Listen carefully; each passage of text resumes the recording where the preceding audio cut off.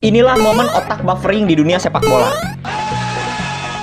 Pertama, saat pemain ini mencetak gol, ia berselebrasi terlalu bersemangat sehingga melompat ke arah penonton. Namun yang tidak ia ketahui kehandapna jero. Untungnya pemain tersebut baik-baik saja. Sok geus kieu mah kumaha naikna. Bro.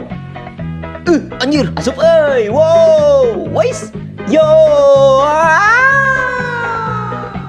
Alah sia ka mana si eta? Aman Kalau barudak emang dekat dia. Ngomong we era. Ka dieu atuh.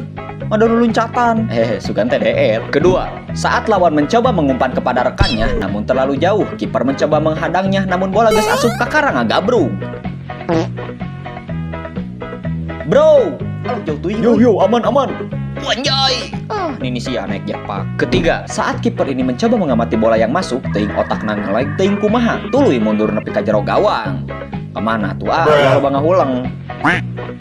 Wih, aya bola tah. Aman. Follow me sumanget.